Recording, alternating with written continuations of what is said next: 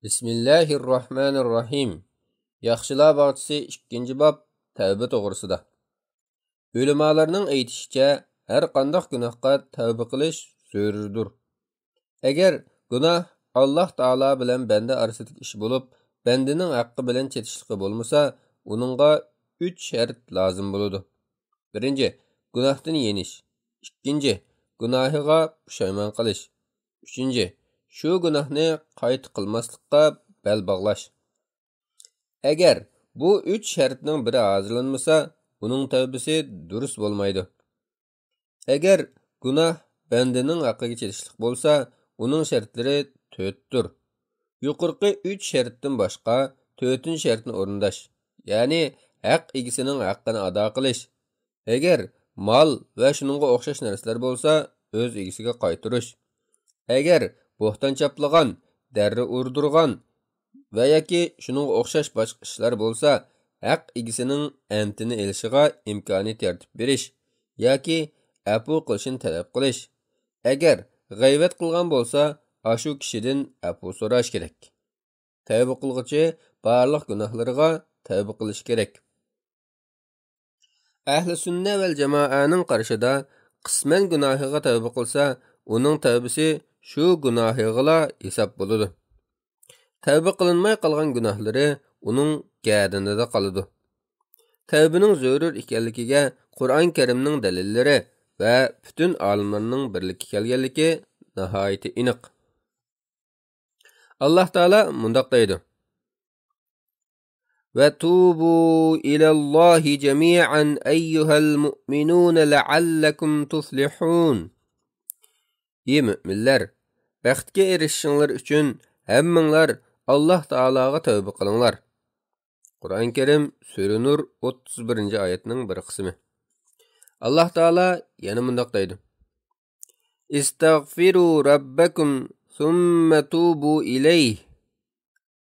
Sizlar Parvardigoringlardan mag'firat talab qilinglar, ondan uningga tavba qilinglar. Qur'on Karim Sura Hud 3-oyatning 1-qismi.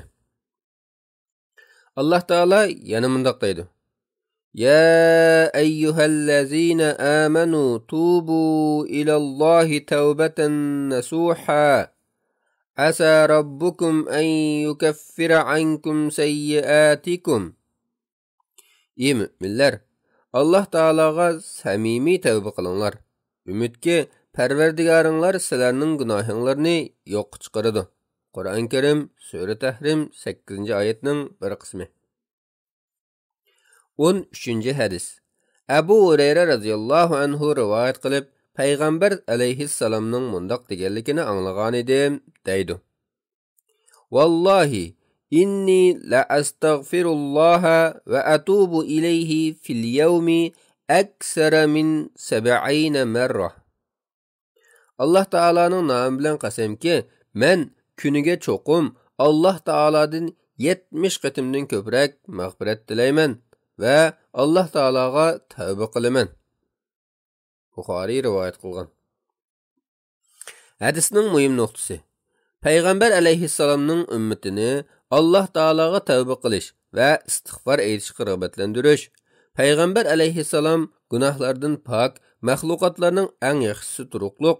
Alloh taolo uning ilgiriki va keyingi gunohlarini mag'firat qilgan turuqliq kuniga 70 qatimdan ko'proq tavba qilib mag'firat tilagan yerda boshqa mu'minlarning shunday qilishining texmi zarur ekanligi. 14-hadis. Ag'ar ibn Yasari Muzanni radhiyallohu anhu rivoyat qilib mundaq deydi: Payg'ambar alayhissalom mundaq degan: "Ya ayyuhan nas, tubu ilallohi wastaghfiruh, fa inni atubu fil yawmi 100 marra." Ey xaloyiqlar, Alloh taologa tavba qilinglar va Alloh taolodan mag'firat tilanglar. Haqiqatan men kunda 100 qatim tavba qilaman. Muslim rivoyat qilgan. 15-hadis.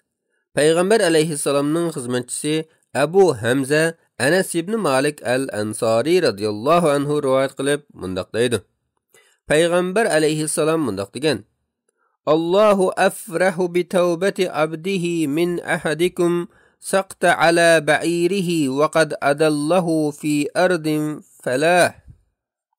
Allah Taala bendisinin qılğan tövbesidən sizlərning biringlar dalada tügüsünü yoqtub qoyub tepib alğan vaqtidagi xuşallıqdanmı artıq xuşal boludu. Buxari və Müslim rivayet qılğan. Müslimning yana bir rivayetida Peygamber aleyhisselam mundaq degan deyildi. Allahu ashaddu farhan bi tawbati abdihi hina yatubu ilayhi min ahadikum kana ala rahilatihi bi ardin falah. فانفلتت منه وعليها طعامه وشرابه فأيس منها فأتى شجرة فاضطجع في ظلها وقد أيس من راحلته فبينما هو كذلك إذ هو بها قائمة عنده فأخذ بخطامها ثم قال من شدة الفرح اللهم أنت عبدي وأنا ربك أخطأ من شدة الفرح. Sizlerning biringlar qumluqda ustida yemek-içmek bo'lgan ulug'i bilan ketayotganda, ulug'i shu qumluqda yutib ketib, noumid oldi bir daraxtning soyasida yotgan chig'ida to'satdilla ulug'i kelib qolsa, shu chog'da shundoq chapsan o'rnidan turib, uning arg'amchisini tutib, qattiq xushallanib ketganlikdan o'zini yo'qotib xato holda, "Ey Alloh, sen mening bandam, men sening parvardigoring" deb soladi. Allah Taala bendisining tavbasidan ashu kishidanmi bakrak xushal bo'lib ketadi. Müslim rivayet qilgan. Hadisning muhim nuqtalari. 1. Allah Taalaning Qur'on Karimda aytganidek, "Innalloha yuhibbut tawwabin va yuhibbul mutatahhirin." Allah Taala haqiqatan tavba qilguvchilarni do'st tutadi. Haromdan va nijosatdan pak bo'lguvchilarni haqiqatan do'st tutadi. Qur'on Karim Sura Tavba 222-oyat. Allah Taalaning bandalariga ularning tavbasini qabul qilish va ularni do'st tutish bilan rahim shafqat va marhamat qiladiganligi. 2. Mu'minlarni tavbaga undaydiganligi. 3. İnsonning maqsadsiz holda sodir qilgan xatoligi uchun jazolanmaydiganligi. 4. Ta'lim tarbiyada Peygamber aleyhisselamның mazmunini anlıqçılarga texim ochiq izohlab, suratlab berish uchun amaliy misollarni keltirishdak usulini ulgu qilish kerakligi. 5. Foyda manfaat bor ishlarni ta'kidlash yuzasidan qasam qilishning durust ekanligi. 16. hadis. Abu Musa radhiyallohu anhu rivoyat qilib mundaq deydi. Peygamber aleyhisselam mundaq degan: إن الله تعالى يبسط يده بالليل ليتوب مسيء النهار ويبسط يده بالنهار ليتوب مسيء الليل حتى تطلع الشمس من مغربها. Allah Taala gündüzde günah qılğuchining gunohlariga tavba qilib olishi uchun kechida qo'lini kang ochib beradi va kechida gunoh qilguvchining gunohlariga tavba qilib olishi uchun kunduzda qo'lini kang ochib beradi, toki qiyomat kuniga shundoq. Ba'zilar Alloh Taala qo'lini kang ochib beradi degan so'zni Allohning rahmatining kengligini ifodalaydigan kinoyi so'z deb tushundirdi. Tarjimondan. Muslim rivoyat qilgan. Hadisning muhim nuqtalari. 1. Alloh Taolaning bandalariga bo'lgan rahmat apusi hamma zaman hamma vaqtni o'z ichiga oldiganligi. Gerçi ayrim vaqtlarning boshqa vaqtlardan ortiqchiligi bo'lsa-mu, tavbasining qabul bo'lishi ma'lum vaqtga xos qilingan emasligi. 2.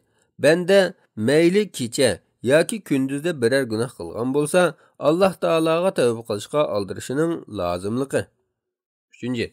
Madamiki Alloh taoloning rahmat apu darvozasi bandalarga ochiqli bo'ladi ekan, tavbining qabul bo'ladiganligi.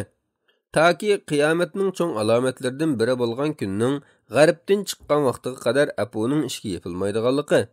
Bu alomat ko'rilgan chaqda qilgan tavbining hech qanday foydasi bo'lmaydiganligi. 17. hadis. Abu Hurayra radhiyallohu anhu rivoyat qilib mundaq deydi. Payg'ambar alayhissalom mundaq degan: "Men taba qabla an tatlu'a ash-shamsu min maghribiha taballohu alayhi." Kimki kun g'aribdan chiqishdan burun tavba qilsa, Alloh taolo uning tavbasini qabul qiladi. Hadisning muhim nuqtasi.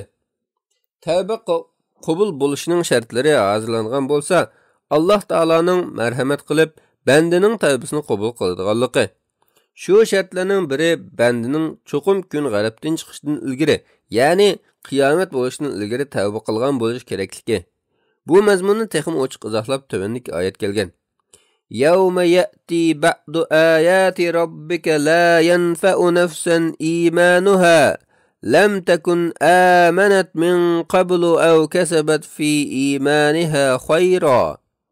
Parvardigorning ba'zi alomatlari kelgan kunda ilgari iymon etmaganlarning yoki iymon etib yaxshi ish qilmaganlarning iymoni foydasizdir.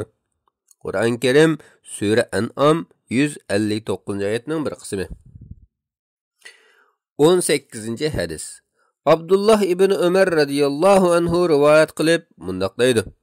Payg'ambar alayhissalom mundaq degan: "Innalloha azza va jalla yaqbalu tawbatal abdi ma lam yughrag ma lam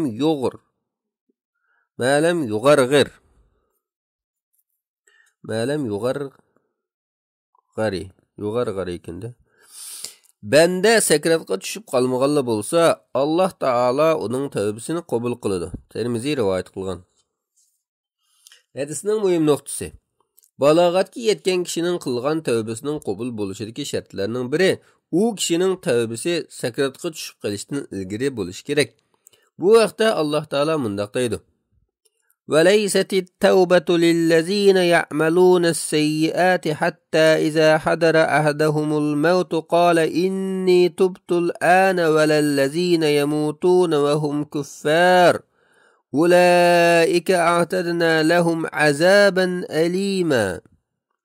Davomliq yomon ishlarni qilib, beshiq o'lim kelgan chaqda endi tavba qildim degichilarning tavbasi va kafir piti o'lgüchilarning tavbasi, ya'ni o'lim oldida iymon etdim degichlarning iymoni qabul qilinmaydi.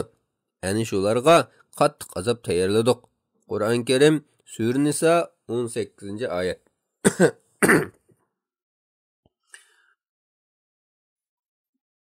19-hadis. Zerra ibn Hubaysh radhiyallohu anhu rivoyat qilib mundaq deydi: "Men Safvan ibn Asal radhiyallohu anhudan ikki o'tikki masih qilish to'g'risida so'rash uchun uning qishig'i kelgan edim. U: "Ey Zirra, nima qilg'ili kelding?" dedi. Men: "Ilm talab qilib keldim" dedim. U: "Farishtalar ilm talab qilguvchining talab qilgan narsasidan mamnun bo'lgan holda ilm talab qilguvchilarga qanotlarini yeyib beradi" dedi. Hamdan bo'lib ishlarni osonlashtirib berdi degan ma'noda. Tarjimondan. Men uningga: "Haqiqatan cho'ng va kichik taratdan keyin o'tikki masih qilish ishi to'g'riliq ko'nglimda chigish bo'lib qoldi. Men sen bo'lsang payg'ambar alayhissalomning sahobalaridan biri. Shunga sendan so'rg'ili keldim. Sen shu ish to'g'risida payg'ambar alayhissalomdan bir narsa angladingmi?" dedim. U: "Ha, safar ustida bo'lsak yoki musofir bo'lsak, junub bo'lib qolmasaqla cho'ng kichik taratlardan va uyqudan keyin 3 kecha kunduzgacha o'tkimizni salmay masih qilsaqmi bo'ladiganligini anglagan edim" dedi. Demak, cho'ng kichik tahoratdan yoki uyqudan keyin tahorat olganda o'shiqni yepib turgan oyoqqa masih qilsa bo'ladi. Tarjimondan.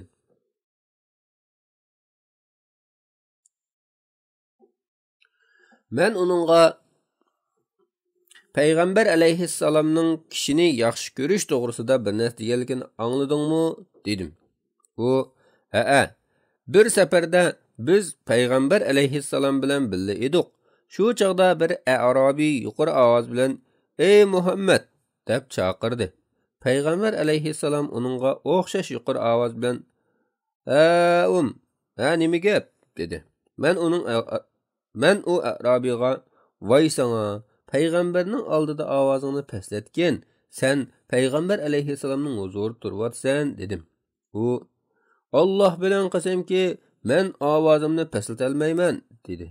Ondan bir kishi bir jamoani eng yaxshi ko'radi, lekin u jamoaning dardsiga yetolmaydi dedi. Payg'ambar alayhissalom "Al-mar'u ma'a man ahabba yawmal qiyamah" kishi qiyomat kuni yaxshi ko'rgan odami bilan birga bo'ladi dedi. Ondan payg'ambar alayhissalom Arabiy kelishdan burun da'vatgan so'zini davomlashtirib, "Kangliki g'arbdan boshlab mangsa, uloq bilan 40 yil yoki 70 yil mangadigan bir darvozani so'zlab berdi" deb javob berdi. Rivoyat qilg'uchining biri Sufyan mundaq degan: "U ishik Sham tarafda bo'lib, Alloh taolo osmon zaminlarni yaratgan kunila kishilarning tavbasini qabul qilish uchun u darvozani ochiq yaratgan. U darvoza toki kun g'arbdan chiqquncha taqalmaydi." Tirmiziy rivoyat qilgan. Hadisning muhim nuqtalari: 1. Ilm talab qilishqa va balog'atga yetgan kishini o'z dinining ishlarini bilib olish uchun ilm ahllaridan savol so'rashga rag'batlantirilganligi. 2. Ma'sa, kaloch, o'tikka o'xshash o'shiqni yepib turadigan oyoq kiyimga masih qilish durust bo'ladiganligi. Cho'ng kichik tahoratdan keyin tahorat bilan masih qilib, o'tkini kiygan kishining agar safarda bo'lsa 3 kecha kunduzgacha, o'z yurtida bu muqim bo'lsa 1 kecha kunduzgacha o'tkini salmasila masih qilsa hisob bo'laveradiganligi. Oyoq kiyimga masih qilishda tövendeki shartlar hozirlangan bo'lishi kerakligi. Ya'ni oyoq kiyim pok bo'lishi, uni to'liq tahorat olgandan keyin ondin kiygan bo'lishi, shundaqla o'shiqni yepib turadigan bo'lishi, safardagi odamning hojatlari uchun mangadigan yo'li ko'p bo'lg'achqa masih qilingan oyoq kiyimda mang'ili bo'ladigan va o'l bo'lib ketmaydigan bo'lishi kerakligi. Hadisda aytilgandek tahorat elishda putini yuyishning o'rniga oyoq kiyimga masih qilish faqat cho'ng kichik tahorat va uyqudan keyingi tahorat sunishda durust bo'ladiganligi. Ammo junub, hayz, nifosdek tahoratsizlik odatlarida cho'qim oyoq kiyimini selib putini yuyish kerakligi. 3. Ulamolar, fozillar oldida adablik bo'lish, ilm so'rovlarida ovozini pasaytish kerakligi. 4. Jahil, nodon kishilarga go'zal axloq va qoida-usullarni o'rgatish lozimligi. 5. Payg'ambar alayhissalomning go'zal axloqini, muloyimligini kishilarga xitob qilganda tushunishga oson bo'lishi uchun ularning ilmiy va aqliga yarasha so'z qiladiganligini ulgu qilish lozimligi. 6. Solih bandalar bilan ko'proq aralashish, ularga yaqinlashishga hirismand bo'lish, yomonlar bilan aralashishdan, fosiq gunohkorlar bilan do'st bo'lishdan azar aylash kerakligi. 7. Kishilarga vaz-nasihat qilganda muloyim bo'lish, ularga Alloh taolaning rahmat afu darvosining ochiq ekanligi bilan umid bag'ishlash kerakligi. 8. Alloh taolaning rahmatining kengligi, bandalarga hidoyatning yo'llarini osonlashtirib, tavba darvosini ochib beradiganligi. Hadisda aytilgan darvoza balkim kinoyi yusidan aytilgan bo'lib, u darvozaning haqiqatining qandoqligini bilguchi Alloh taoladir. 20. Hadis. Sa'd ibn Malik radhiyallohu anhu rivoyat qilib mundaq deydi: Payg'ambar alayhissalom mundaq degan: "Kana fi man kana qablukum rajulun qatala 99 nafsa, fasa'ala an a'lama ahli al-ardi fadulla ala rahibin, فآتاه فقال إنه قتل 99 نفسا فهل له من توبة؟ فقال لا، فقتله فكمل به 100، ثم سأل عن أعلم أهل الأرض فدل على رجل عالم فقال إنه قتل 100 نفس فهل له من توبة؟ فقال نعم، ومن يحول بينه وبين التوبة انطلق إلى أرض كذا وكذا فإن بها أناسا يعبدون الله تعالى فاعبد الله معهم، ولا ترجع إلى أرضك فإنها أرض السوء.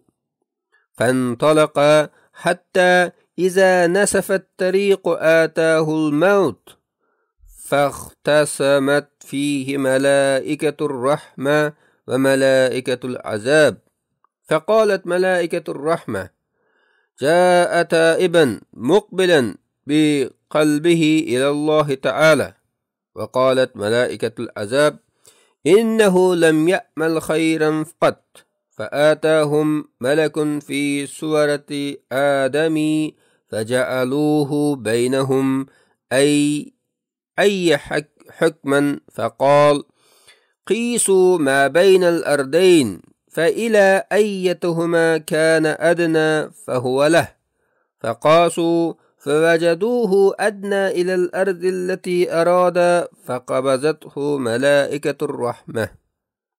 Sizlerden ilgiri ötken 99 adamni öldürgen bir adam bolgan. U zemin ählidin en alim kişi kim dep soragan. Kişiler onu bir rahibninki aldığı başlap koygan. U rahibdin men 99 adamni öldürdüm. Tövbe qilsam manga tövbe bolamdı dep sorasa u rahib yo'q degan. Shuning bilan unimi o'ltirib sonini 100 ga yetkizib andin zimin ahli ichida olimroq kishi kim deb so'ragan. Kishilar uni bir olim kishining yoniga boshlab qo'ygan. U men 100 odam o'ltirdim. Tövbe qilsam qabul bo'lamdi degan. Olim tövbangning qabul bo'lishini kim to'sib qola oladi? Sen paloni joyga borgin. U joyda kishilar Alloh taologa ibodat qiladi. Senmi shu kishilar bilan ibodat qilgin. Yurtingga hargizmi qaytib kelmagin. Bu yer yomon joydir degan. U kishi shu joyga qarab mangan. Yerim yo'lga kelganda o'lib qolgan. Shuning bilan u odam ustida rahmat farishtalari bilan azob farishtalari talashib qolgan. Rahmat farishtalari u tavba qilib butun niyati bilan Alloh taologa yuzlangan holda keldi degan. Azob farishtalari u faqat yaxshi amallarni qilmagan degan. Shuning bilan bir farishta odamzod suratida ularning qishga kelgan. Farishtalar uni o'zlarining orasida hukm chiqarg'ich qilgan. U farishta ularga sizlar ikki joyning orliqini o'lchanglar. U qaysi joyga yaqin bo'lsa, shuning hisob bo'lsin degan. Shuning bilan ular o'lchab, u kishining bormoqchi bo'lgan joyiga, ya'ni Alloh taologa ibodat qiladigan kishilar bor joyga yaqin ekanligini bilgan. Shuning bilan uning jinini rahmat farishtalari olgan. Buxoriy va Muslim rivoyat qilgan. Yana bir rivoyatda fakana ilal qaryatis soliha aqrabu bi shibrin faju'ila min ahliha. U odam yaxshi kishilarning joyiga bir g'erich yaqin bo'lgan edi. Shunga u yaxshilar qatorida bo'lgan deyilgan.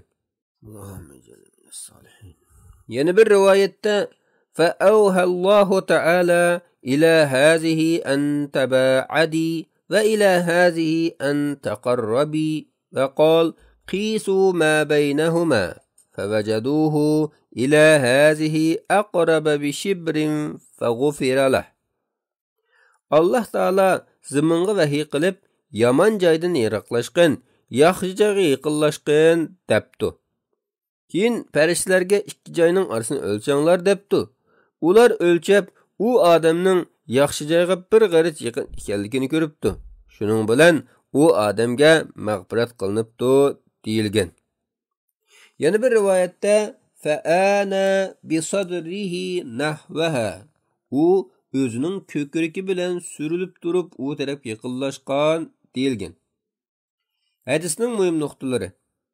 Birinchi, Payg'ambar alayhissalomning kishilarga vaz-nasihat qilganda amaliy misollarni keltirib tushundiradigan go'zal uslubi va islom diniga muxolif kelmaydigan bo'lsa, o'tgan ummatlarning ishlarini so'zlashning durust ekanligi.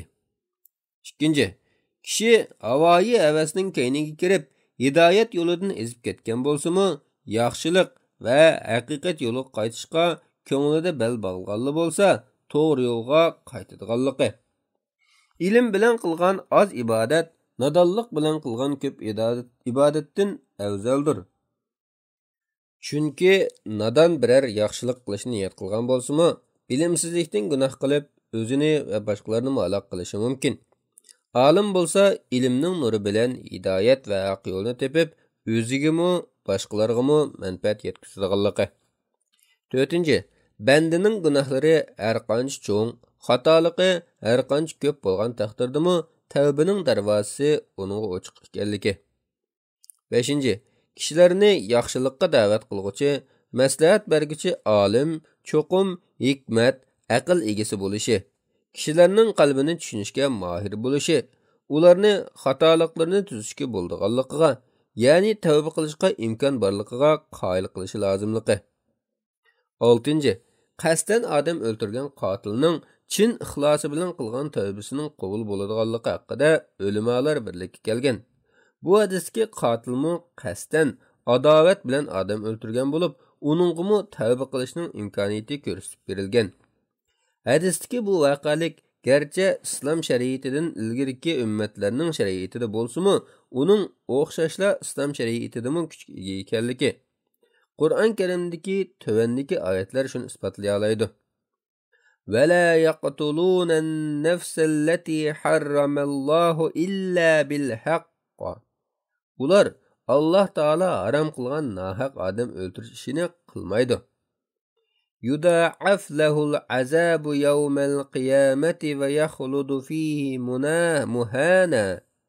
Qiyomat kuni uningga hassilab azob qilinadi. U mangu azob ishida xorlangan holda qoladi.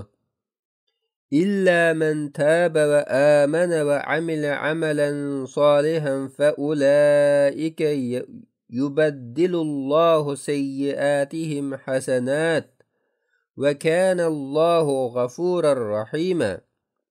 Fakat ularning ichidagi bu dunyodagi chig'ida tavba qilgan, iymon etgan va yaxshi amallarni qilganlar mangu azob ichida xorlangan holda qolmaydi. Allah ularning gunohlarini yaxshilikqa almashtiradi. Allah to'lim mag'firat qiluvchidir va marhamat qiluvchidir. Qur'on Karim Sura Furqon 68-oyatdan 70-oyatgacha bo'lgan oyatlarning bir qismi. 7. Yomon yo'ldan qaytmagan gunohkor kishilar bilan aralashmaslik, taqvodor, to'g'ri yo'ldagi ilm ahllari bilan ko'proq birga bo'lish kerakligi. 8. Allah Taalaning bandalarining tavba qilishni yoqtirdiganligi, ularga to'g'ri yo'lni ko'rsatib beradiganligi, farishtalarning bu haqda xabar berganligi. 9.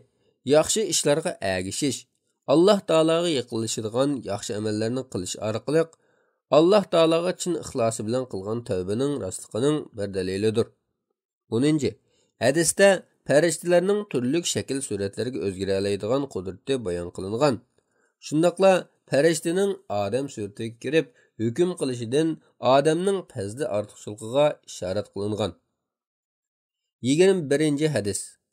Abdullah ibn Ka'b ibn Malik radhiyallohu anhu rivoyat qilib mundaq deydi.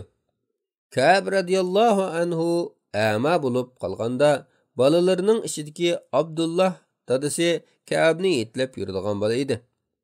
Abdullah mundaq deydi. Men Ka'b radhiyallohu anhuning Tabuk urushida payg'ambar alayhissalom bilan urushga chiqmaganligi to'g'risidagi hikoyani so'zlab berganligini angladim. Ka'bning bayoni mundaq edi. Men Tabuk urushidan boshqa Badri urushini hisobga olmaganda payg'ambar alayhissalom qilgan urushlarning hech qaysisidan qilib qolmagan edim. Badr urushiga chiqmaganlar ayblanmagan edi. Badr vaqasida musulmonlar payg'ambar alayhissalom bilan birga Quraysh karvonini to'sish maqsadida chiqqan edi. O'ylimga yerdan Alloh taolo musulmonlar bilan dushmanlarni ko'zlagan yerdan boshqa bir joyda uchrashtirib qo'ydi. Biz Aqaba kechasi islom dinini qo'g'dash uchun ahd va paymon qilishga vaqtimizda men payg'ambar alayhissalom bilan birga edim. Gerçi xalq orasida Badr urushi mashhur bo'lsa-mu, lekin men Aqaba kechasini Badr urushidan to'van chaqlamayman. Tabuk urushida mening payg'ambar alayhissalom bilan birga chiqmay qolishimning sababi shuki, bu urush bo'lgan vaqtda men qo'l ilkimni bar kishi edim. Alloh taolo bilan qasam qilamanki, bu urushdan ilgari mening qo'l ilkimda 2 ulug'im bo'lib boqqan emas. Payg'ambar alayhissalom har qachon biror urushni iroat qilsa, boshqa bir urushni shafi berib qo'yib qilmoqchi bo'lgan urushni maxfiy tutatdi. Bu qatim baradigan joyni ochiq e'lon qildi. Bu urush nihoyatda issiqqa to'g'ri keldi. Safar uzun bo'lib, yo'lda cho'ng bayavon bor edi. Dushmanmi ko'p edi. Yaxshi tayyorlik qilib olish uchun musulmonlar boradigan joy oshkora e'lon qilingan edi. Rasululloh bilan chiqadigan musulmonlar ko'p edi. Ularning soni e'linmagan edi. Qipqalay deydigan odamlar bo'lgandimi, Alloh taoladan vahiy kelib qolmasa, urushga chiqmaganimni bilinmaydi-ku deb o'ylaydi.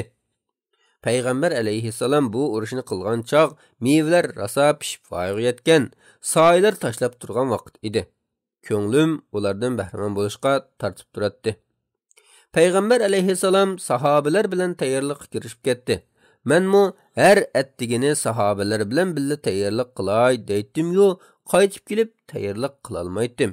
İchimda tayyorlik qilay desam osongu deb o'ylaydim. Men shu o'y bilan o'tiyverdim. Kishilarning tayyorligi bitdi. Payg'ambar alayhissalom atdiganda musulmonlar bilan safarga otlandi. Men bo'lsam hech tayyorliksiz edim. Shu kuni qaytib kelibmi hech bir tayyorlik qilmadim. Men keynidan yetishib olaman degan o'y bilan yuriyverdim. Kishilar otlanib yiroqlab ketdi. Hatto g'azotmi oxirlashdi. Men yo'lga chiqib, ularga yetishib olay degan o'yg'im keldim. Kashki shunda qilgan bo'lsam-chu. Bu menga nasib bo'lmadi. Payg'ambar alayhissalom ketgandan keyin ko'chalarga chiqib qarasam, ko'nglim yerim bo'lib qoladi.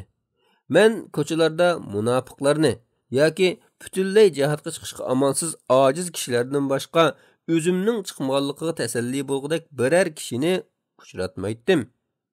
Payg'ambar alayhissalom Tabukka borguncha meni tilga olmabdi. Tabukka yetib borgandan keyin dam ilib o'tirganda Ka'b ibn Malikqa nima bo'ldi deb so'rabdi. Bani Salama jamoatidan bir kishi: "Ey Alloh taolaning payg'ambari, Ka'bni o'zining isil to'nini kiyib, ikki yonga ig'inashlari urush kelgili qo'ymagandi" debdi. Shuning bilan payg'ambar alayhissalom lam jim demabdi. Shu chaqda yiroqdagi to'pchang orasidan oq to'lliq bir kishining qarasi ko'rinibdi. Payg'ambar alayhissalom: "Kun Aba Haysama. Sen Abu Haysama bo'lib qolgayding" debdi. Darvaqa u odam Abu Haysamatul Ansari bo'lib chiqibdi. Bu heliqi bir shin xurmini sadiqa bersa, munofiqlar zanglik qilishgan kishi edi. Menga payg'ambar alayhissalomning Tabukdan qaytib kelmoqchi bo'lganligining xabari yetganda g'am qilishga boshladim. Men yolg'on o'zirlarni o'ylashga boshladim. Payg'ambar alayhissalomning g'azabidan qanday qutulishni o'ylaydim. Buning uchun oilamdagilar bilanmi maslahatlashdim. Payg'ambar alayhissalomning qaytib kelganlik xabarini anglaganimda payg'ambar alayhissalomdan har qanday yolg'onchilik bilanmi qutula olmaydiganligimni cho'nqur tushundim. Oxir rostni aytish qaroriga keldim. Payg'ambar alayhissalom atdiganda Madinaga qaytib keldi. Payg'ambar alayhissalom qanday bir safardan qaytib kelsa, oldi bilan masjidga kirib, 2 rakat namoz o'qib bo'lgandan keyin kishilar bilan ko'rishish uchun o'ltiradi. Payg'ambar alayhissalom namozdan farigʼ bo'lgandan keyin urushga chiqmaganlar qasam qilishib o'zir bayon qilishga boshladi. Ular 80 necha kishi edi. Payg'ambar alayhissalom ularning ko'rinishdagi o'zirlarini va bay'atlarini qabul qildi va ularga mag'firat talab qildi. Lekin ularning ichidagi ahvolni Alloh taologa qo'ydi. Shu qatorda menmu payg'ambar alayhissalomga salom berdim. Payg'ambar alayhissalom ochiqqina kulib qo'ydi. Ondan keyin "Ta'ala, kel" dedi. Men asta menib payg'ambar alayhissalomning oldida o'ltirdim. Payg'ambar alayhissalom menga: "Ma khallafaka alam takun qadibta'ata zahrak?" Seni urushdan nima qoldirdi? Sen urush uchun minadigan to'gi setib olgan emasmiding? dedi. Men: "Ey Alloh taolaning payg'ambari, men Alloh taolo bilan qasam qilamanki, agar dunyo ahli ichida sendan boshqa biror kishining oldida o'ltirgan bo'lsam, uning g'azabidan biror bahona bilan so'zmanlik qilib o'tib ketalaydim. Lekin men bugun seni qoyil qiladigan bir yolg'onni so'zlaganim bilan pat yaqinda Alloh taolo vahiy orqali mening ahvolimni senga xabar qilish bilan sening menga bo'lgan g'azabingni keltirdi. Agar senga rost so'zlasam, mendan xafa bo'lasan. Haqiqatan men rost so'zim bilan Alloh taolodan keladigan yaxshi oqibatni umid qilaman. Ya'ni Allohning tavbasini qabul qilishi va payg'ambar alayhissalomning rozi bo'lishi demoqchi. Tarjimondan. Alloh taolo bilan aytmanki, mening urushga chiqmaslikqa hech qanday o'zrim yo'q edi. Men hech qachon sen bilan birga urushga chiqadigan chog'idagidimi kuchlik va moldor bo'lib boqqan emas, dedim. Payg'ambar alayhissalom amma haza faqat sadaqa faqum hatta yaqdiyallohu fik. Bu haqiqatan rasulida. Taki Alloh taolo sen to'g'riliq hukm chiqargan qadar kutib turg'in, dedi. Men payg'ambar alayhissalomning yonidan qaytib chiqqanimdan keyin Bani Salamadan bir munch kishilar keynimga kirib olib, buningdan ilgari sening biror gunoh o'tkazganligingni bilmaymiz. Sen boshqalarga o'xshash o'zir aytishdan ojiz keldingmi? O'zir aytgan bo'lsang, payg'ambar alayhissalomning sen uchun mag'firat tilish kifoya qilmaydimi? deyishdi. Ular meni ayblab berib, hatto payg'ambar alayhissalomning yoniga berib, o'zimni yolg'onchi qilmoqchimi bo'ldim.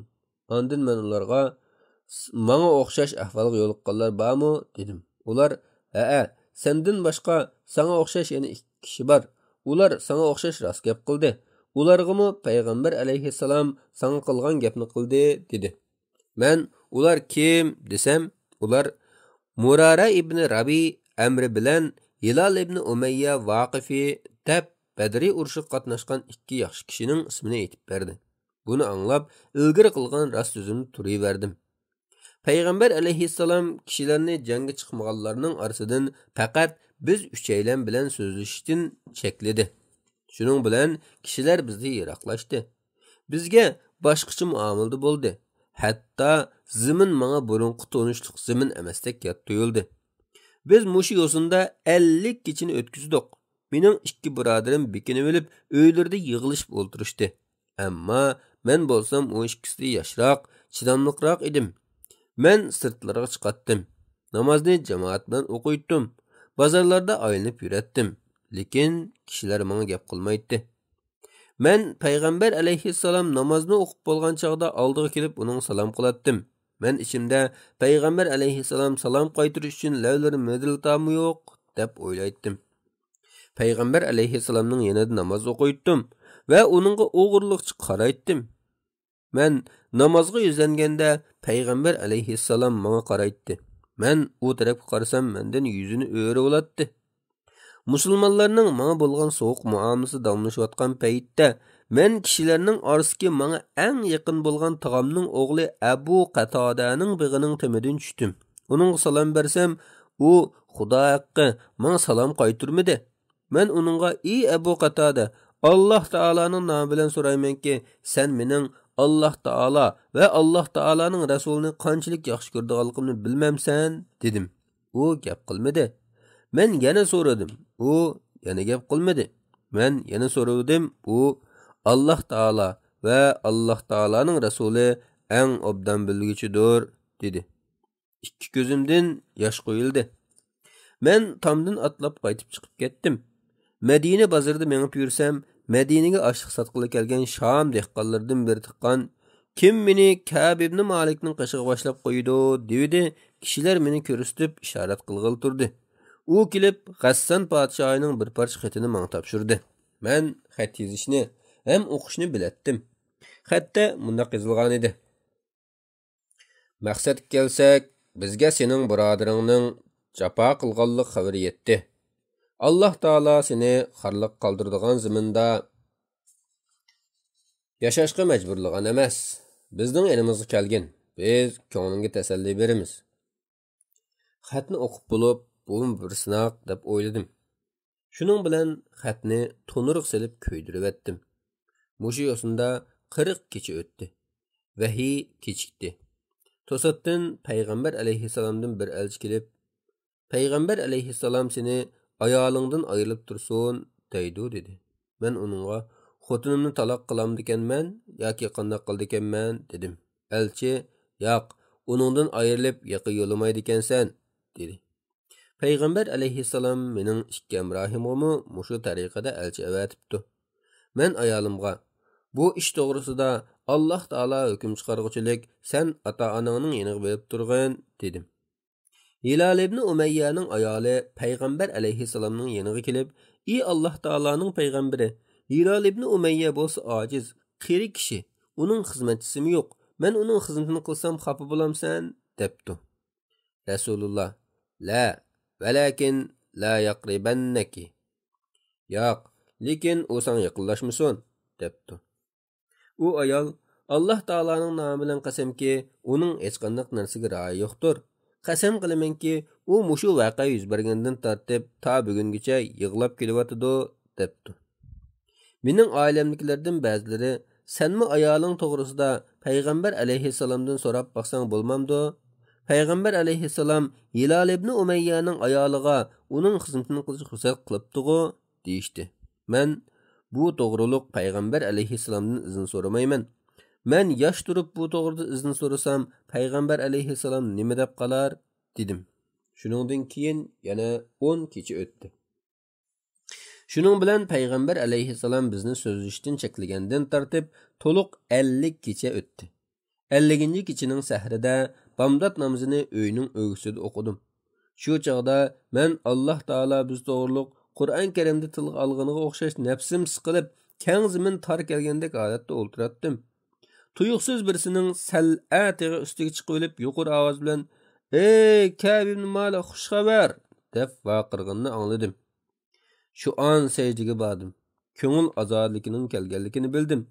Aslida payg'ambar alayhissalom Alloh taolaning bizning tavbimizni qabul qilganligini bomdod namozida kishilarga jakarlabdi. Shuning bilan kishilar bizga xush xabar yetkazgili mengibdi. Mening ikki birodarimga kishilar xush xabar yetkazgili ketibdi.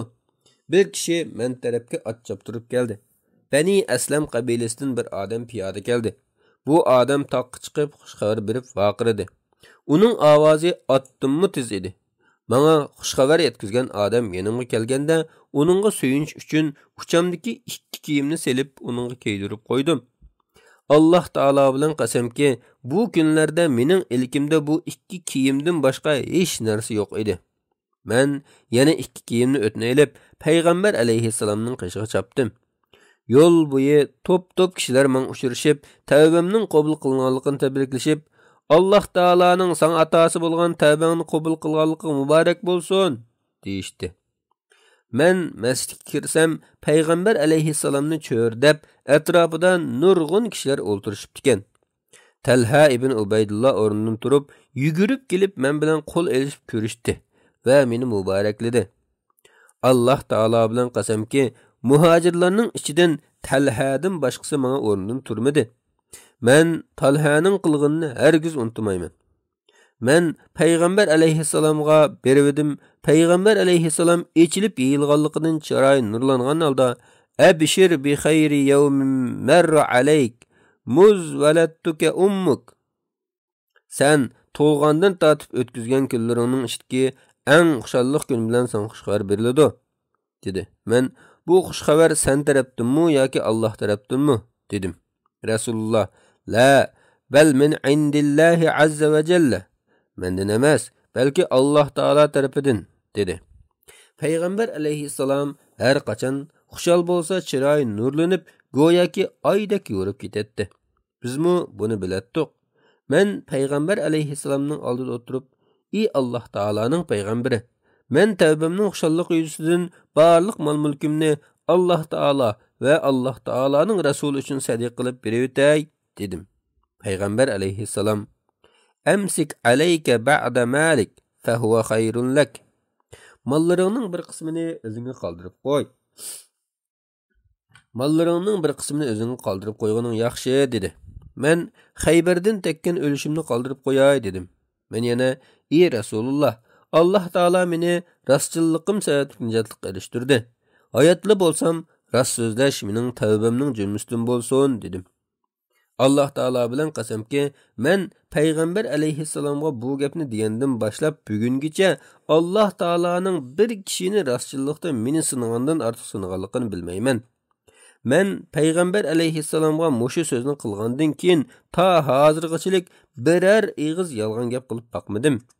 Buningdan keyinmi Alloh taoloning meni yolg'on gap qilishdan saqlashini tilayman.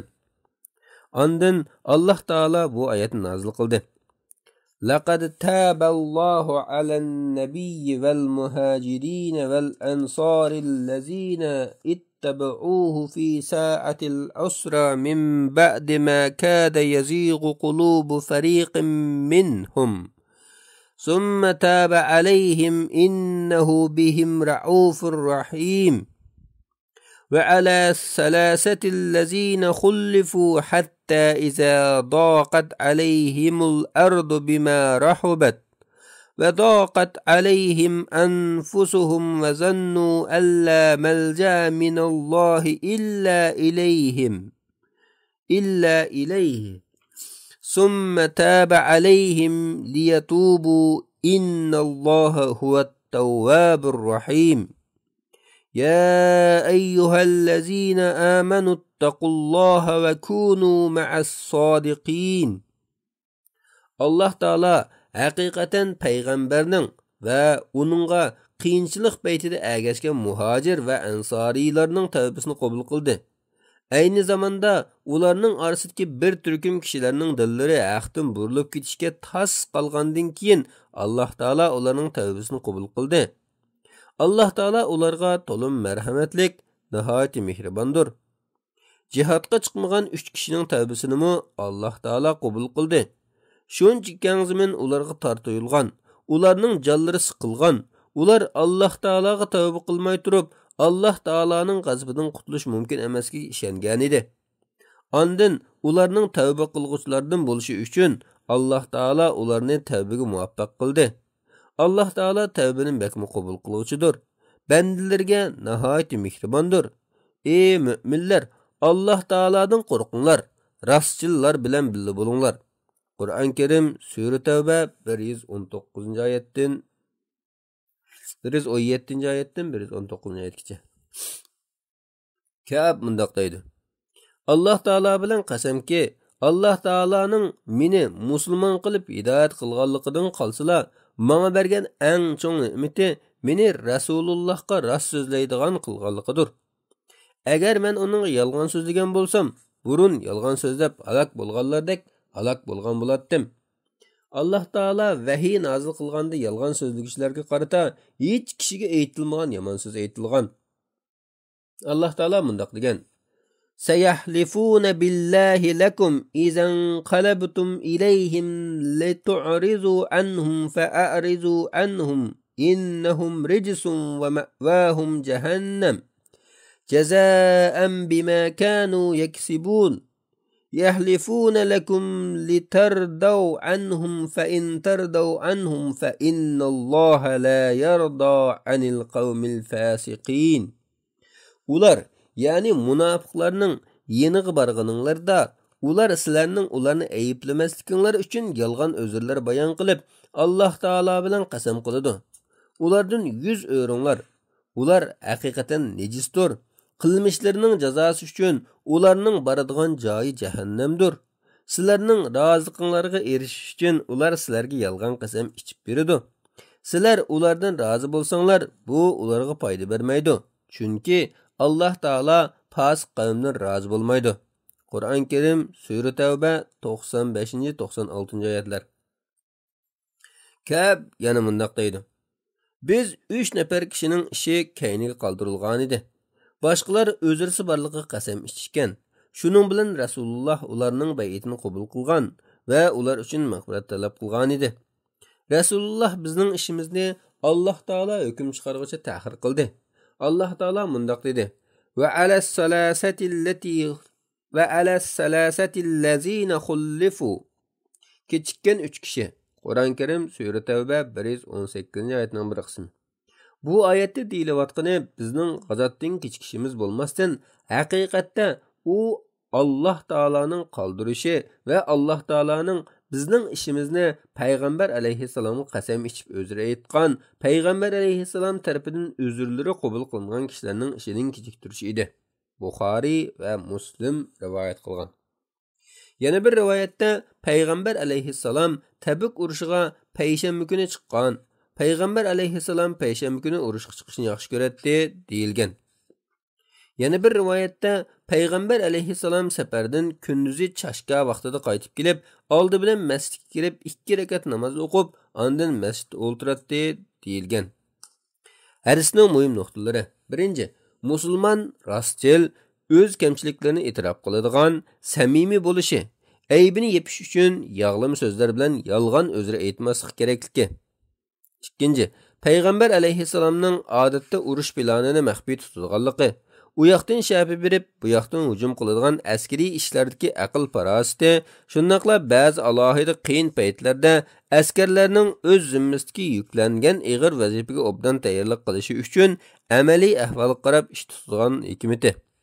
Har qancha jafo mushaqqatda bo'lsa-mu, musulmonlarning Alloh taologa bo'ysunish va Alloh taoloning roziligini tilash yuzidan Alloh taolo yo'lida tirishchilik ko'rsatishga qizg'inligi. 4. Savobliq ishlarni qilishda ikkilanmaslik, darhol tayyorlik qilish zarurligi. 5. Rostchil mu'minning majburiyatni ado qilishda ketkizib qo'ygan kamchiligi uchun o'kinadiganligi, uning orqada qolg'uvchilar va munofiqlardan bo'lib qolishdan nazar aylaydiganligi. 6. Sahobalarning Payg'ambar alayhissalom oldida barliq ishlar haqida, mayli u o'zlarining ayb nuqsonlari haqida bo'lsa-mu, rostchil, haq so'zlaydigan, ochiq yo'riq xislati. 7. İnsonga uning amal va so'zlariga asosan baho beriladiganligi va shu bo'yicha muomala qilinadiganligi. Ammo niyatining qandoqligi, ichki yo'shin ishlariga bo'lsa, Alloh taolo o'zi hukm qiladiganligi. 8.